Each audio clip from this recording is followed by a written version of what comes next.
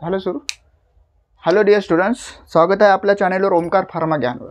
So आता आपला दुसरा ॲक्ट आपण एक इंटरेस्टिंग ॲक्ट सुरू करणार आहोत, तो म्हणजे पॉयझन ॲक्ट. आपण फार्मसी ॲक्ट शिकवलेलं आहे. 1-2 दिवसात त्याचे आपल्याला IMP क्वेश्चनवर इम्पॉर्टंट क्वेश्चन येऊन जातील व्हिडिओवर.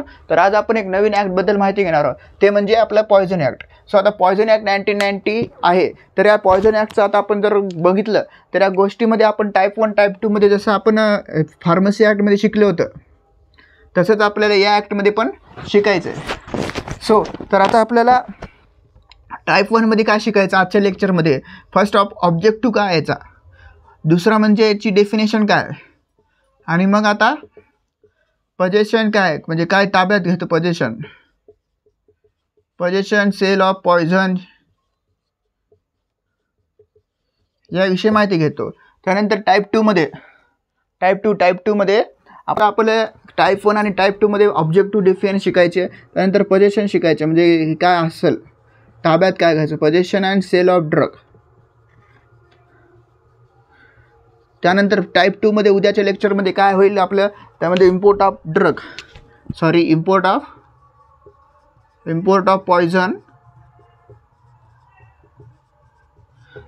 पॉयझन झालं. त्यानंतर आपल्याला एक ऑफेन्सेस अँड पेनल्टीज शॉर्टमध्ये लिहितो, आणि नंतर एक लिस्ट A आणि लिस्ट Bचं बद्दल आपण माहिती घेणार आहोत.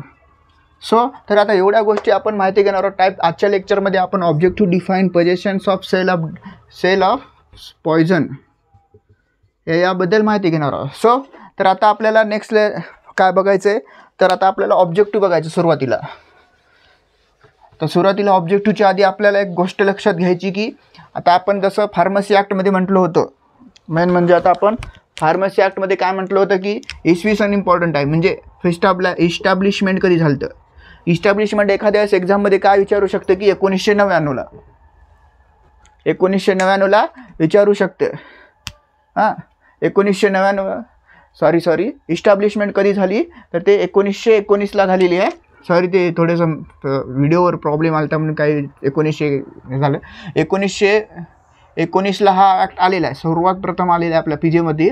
तो आता हे विचारलं समजा, तर आता आपल्याला एक स्पेसिफिक डेट विचारते, म्हणजे डेट कधी आला. जशी आपला बड्डे डेट असते, आता त्यानंतर आजची डेट आहे 31 वगैरे, त्या टाईप 31 ऑगस्ट 2025 असं त्याची काही डेट आहे. तर ती डेट काय आहे माहीत आहे का, एखाद्याच पेपरमध्ये MCQ मध्ये विचारू शकतात. तर ती डेट काय आहे, तर 3 सप्टेंबर 1990ला हा ॲक्ट आपला आलेला आहे. सो याला जास्त प्रमाणात महत्त्व द्या, कारण हे पेपरमध्ये जनरल नॉलेजमध्ये पण PGच्या एक पेपरमध्ये पडू शकते की पॉयझन ॲक्टची इस्टॅब्लिशमेंट काय आहे. त्यानंतर मग आता आपल्याला नेक्स्ट गोष्ट काय शिकायची की याचे काही ऑथॉरिटी पडतात, स्टेट गव्हर्नमेंट आणि सेंट्रल गव्हर्नमेंट. सो आता यांची काय माहिती द्यायची आपल्याला. फर्स्ट ऑफ ऑल सेंट्रल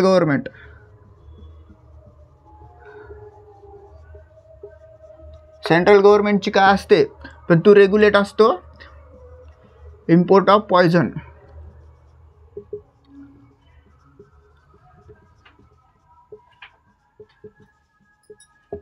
त्यानंतर स्टेट गव्हर्नमेंटचं काय असते, ते म्हणजे पोझिशन करायचं. आता आपला आहे ना हा जो शब्द आहे, हा शब्दामध्ये जर विचार केला आपण तर या शब्दाचा आपल्याला खूप ठिकाणी होतं, पण याचा मराठीत अर्थ काय होतो, तो म्हणजे ताब्यात घेणे.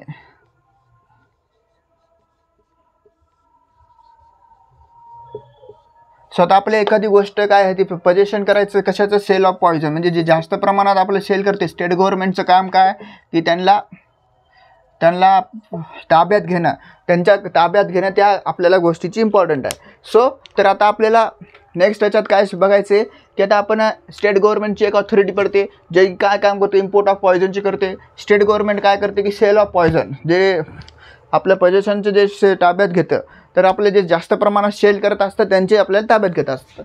त्यानंतर आता आपल्याला ऑब्जेक्टिव्ह शिकायचं आहे. जसं आपण नेहमीप्रमाणे आपल्या पहिल्या ॲक्ट जो शिकला आपण फार्मसी ॲक्टमध्ये आपण या गोष्टीची आपण विचार केला, तर त्यांच्या जे ऑब्जेक्टिव्ह असते त्या ऑब्जेक्टिव्हमध्ये सुरुवातीला लिहिताना काय करायचं पेपरमध्ये डबल इन्व्हर्टेड कॉमा लिहायचं. डबल इन्व्हर्टेड कॉमामध्ये पहिल्यांदा लिहायचं टू रेग्युलेट. जेवढ्या इथून पुढे आपले ॲक्ट येणार आहेत तर पहिल्यांदा सगळ्यात सुरू करताना टू रेग्युलेट लिहायचं, नंतर पुढच्या गोष्टीचं करतात. आता आपलं काय होतं पॉयझन ॲक्ट संदर्भात काय होतं टू रेग्युलेट द सेल काय करायचं इम्पोर्ट, म्हणजे जे इम्पोर्ट असते. आता कसं असतं एखाद्या वेळेस आता आपल्या बोर्डची साईज कमी आहे पण लिहिताना कसं डबल इन्व्हर्टेड कॉमाच्या खाली आता 2 आहे तर 2च्या इथं ओळ संपली आपण त्याच्या खालीच लिहायचं काय तर द इम्पोर्ट.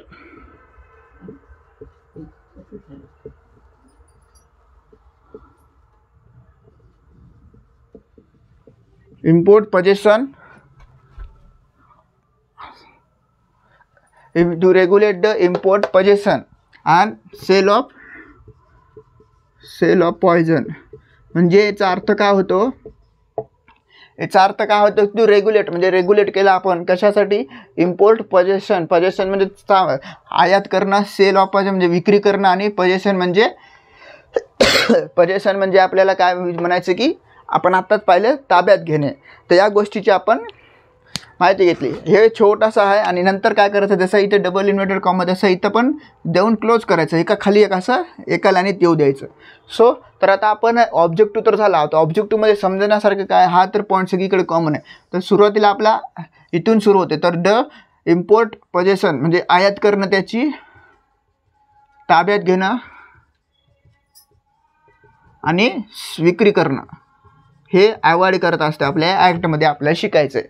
सो तर आता आपण या गोष्टीची माहिती घेतल्यानंतर आपला मेन पॉईंट कोणता आहे तो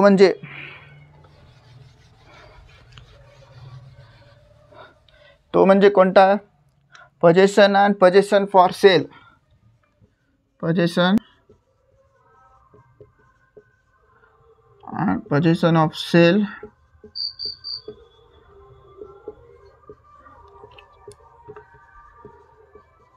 झालं. आणि पोझिशन ऑफ सेल आणि काय आहे आता सेल ऑफ एनी पॉयझन म्हणजे कोणच्या तर ते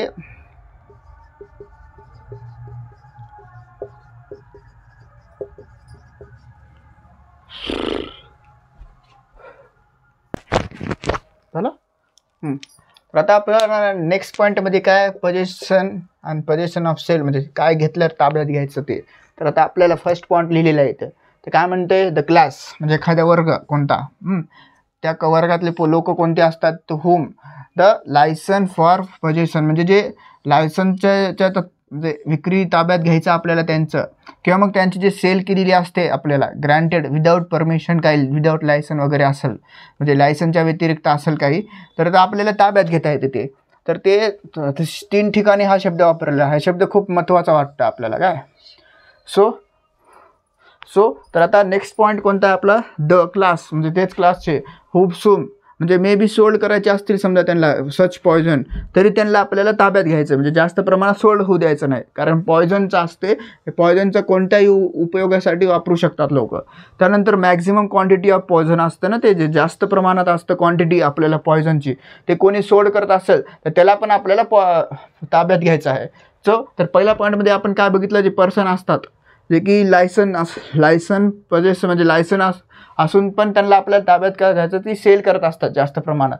तर class of person may be sold म्हणजे जे सच पॉयझन जे असतात इथं आपण बघितलं पॉयझनचे मे बी सोल्ड म्हणजे ते विकतात क्लासचे लोक तर त्यांना पण आपल्याला ताब्यात घ्यायचं आहे. नंतर मॅक्झिमम क्वांटिटी ऑफ पॉयझन म्हणजे काय जास्त प्रमाणात जर कोणतं पॉयझन आपलं कोणी सेल करत असेल तर त्याला पण आपल्याला पॉयझन घ्यायचं म्हणजे ताब्यात घ्यायचं आहे. तर आता आपल्याला नेक्स्ट पॉईंटमध्ये आता आपल्याला काय बघायचं आहे याच्याच तर इन्स्पेक्शन होते. आता आपल्या त्या इन्स्पेक्शन केलं जाते म्हणजे तपासणी केली जाते आणि एक्झामाइन केलं जातं चाचणी घेतली तर कसं काय प्रकारे सेल पॉयझन होते. त्यानंतर आता आपण टॉपिक सुरू करण्याच्या सुरुवातीला सांगितलं होतं की 2 ऑथॉरिटी पडतात ते कोणत्या एक स्टेट गव्हर्नमेंट आणि सेंट्रल गव्हर्नमेंट. तर स्टेट गव्हर्नमेंटचं काय आहे की ताब्यात घ्यायचं कोणतं licence possession of sale of import या गोष्टीचं आपल्याला घ्यायचं आणि सेंट्रल गव्हर्नमेंटचं इम्पोर्ट करायचं इम्पोर्ट म्हणजे टू रेग्युलेट करायचं त्याच्या इम्पोर्ट लायसन वगैरे होऊ द्यायचं नाही पॉयझनचं. त्यानंतर मग आपण स्टेट गव्हर्नमेंटचे जे रूल्स होते त्यांची जी पॉवर असते आपली त्यांना ती दिलेली पॉवर असते की ज्या कोणते सेल पॉयझन करत असतील सेल म्हणजे विक्री करत असतील त्यांना आपल्याला ताब्यात घ्यायचं आहे. त्यानंतर मग आता आपल्याला मेंटेनन्स ऑफ रजिस्टर म्हणजे इन्स्पेक्शन झालेल्याचं काय करायचं, आपल्याला मेंटेनन्स करायचं रजिस्टरचे. म्हणजे जे कोणते लोक होते आपण त्यांना पोजेशन केले म्हणजे ताब्यात घेतलं, त्यांचे जे सेल पॉयझन करत असतील त्यांचे रजिस्टर मेंटेन करायचे, हे इन्स्पेक्शनचं मध्ये होऊन जाते. सो तर आजच्या लेक्चरमध्ये आपण काय शिकलं, तर आता आजच्या लेक्चरमध्ये आपण पॉयझन ॲक्ट सुरू केला. त्या पॉयझन ॲक्टमध्ये 1919ला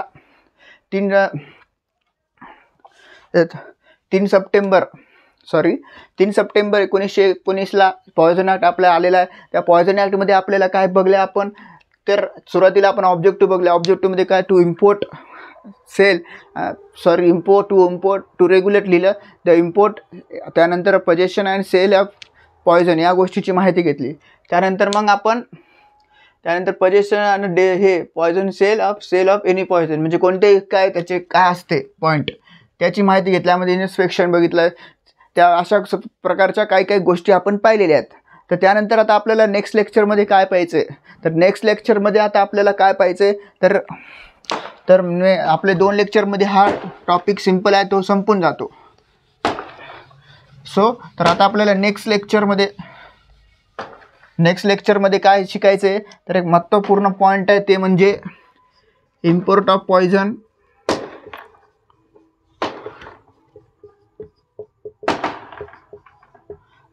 पॉयझन, त्यानंतर मग आपल्याला एक गोष्ट कोणती आहे ते म्हणजे आपले रेग्युलर सांगतो आपण ऑफेन्सेस अँड पेनल्टीज. त्यानंतर मग आपल्याला लिस्ट ए आणि लिस्ट बी एक छोटासा पॉईंट आहे, तर लिस्ट ए आणि लिस्ट बी काय आहे त्याबद्दल आपल्याला नेक्स्ट लेक्चरमध्ये माहिती घ्यायची. तर आजच्या लेक्चरमध्ये आपण एवढंच आहे.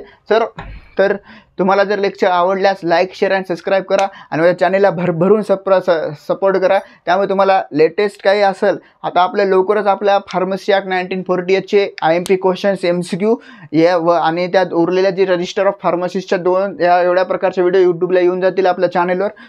लाईक, शेअर आणि सबस्क्राईब करा. थँक्यू. All the best.